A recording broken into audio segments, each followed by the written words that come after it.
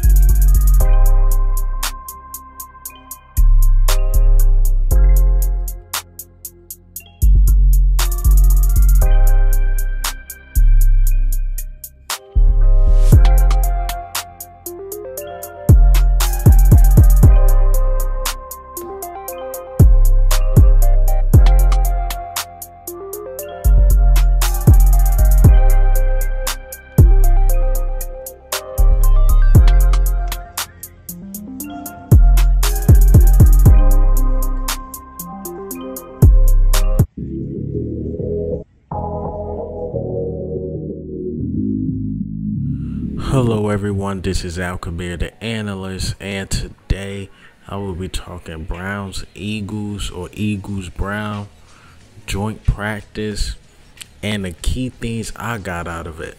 This is Al Kabir, the analyst. Obviously, always gotta start with Jalen Hurts Day. Jalen Hurts Day, he was 16 of 21, no touchdowns, no picks, but Elliott short parts. A guy who I believe really don't like Jalen Hurts gave him an A-. I heard a touchdown. Well, it would have been a touchdown that he threw to Smitty. It was more like a slant. Smitty was gone, but they blew the play dead once he got near the safety. But they said that was definitely going to be a touchdown. But it's training camp. Do the stats really matter? What matters is that he was accurate. He rolled out to his left. Now this right, threw a 25-yard bomb to A.J. Brown. Smitty was Smitty. That's why I got him second. He was balling out, talking his talk. But all in all, Jalen Hurts had a good day. I think he had one bad series, like when he went like 1 for 5. That's where all his incompletions came from, basically. And it was because the O-line was breaking down. You know, he had to keep rolling out. Sacks, incompletions, sacks, incompletions. But Browns got a good defensive line. Even though Landon Dickinson ended up picking it up, pancaking guys out there. Our O-line was amazing. Just for that brief series, the Browns got the best of us.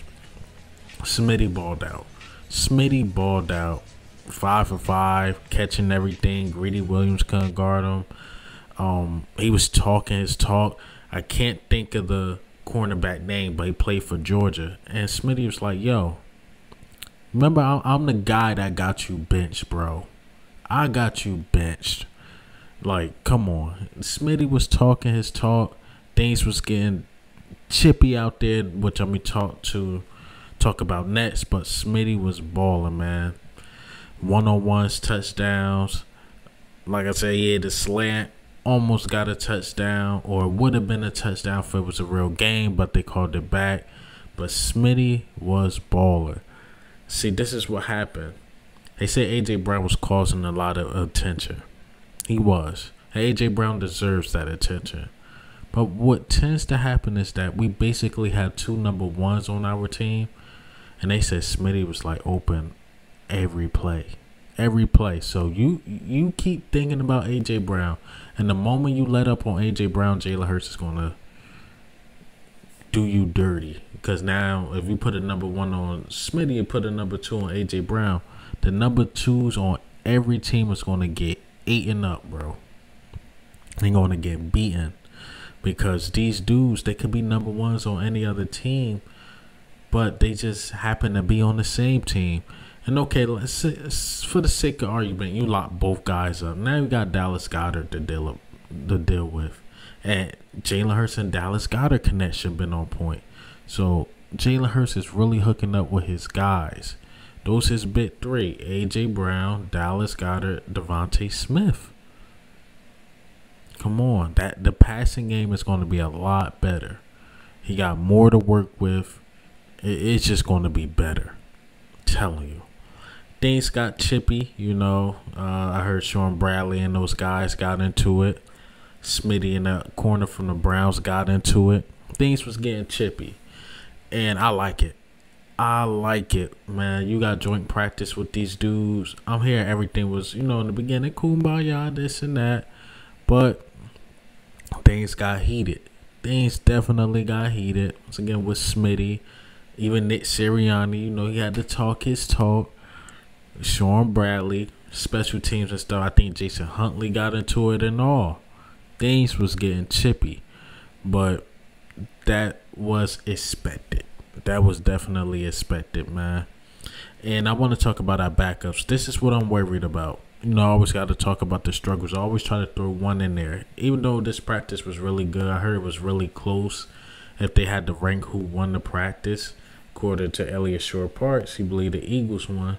But if you look at Jeff McClain, he'd say the Browns look like they had a better team. Don't know. But it's a lot of myths. Who won, who lost. I don't know why I just went on that tangent, but I want to talk about the backups. The backups were struggling. They were struggling. The second and third team, Minshew with the interceptions. Reed Snett threw his interceptions. Even the second and third team defense wasn't really, doing nothing really. But to be fair to the second team defense, they had Deshaun Watson playing backup because the reports, he's suspended for 11 games. Why not throw Jacoby Brissett and with the first team and get his chemistry right with them? But that worries me a bit because injuries do happen. And if our second team is struggling and somebody happens to go down, can't be that bad. But it is the Browns. The Browns are very deep. But you can't be bad throwing picks. Things like that, turnovers, just turnovers in general. But I'm hearing the second and third team had a bad day, but Jalen Hurts was on fire. Jalen Hurts was definitely on fire. I want to talk about injuries a bit. James Bradbury, groin injury. The tight end that we just drafted still hurt. Miles Sanders, which I did not get into my last video because I knew a lot of other YouTubers or content creators was going to talk about it. Because I seem like a Miles Sanders hater when I talk about it. Injuries.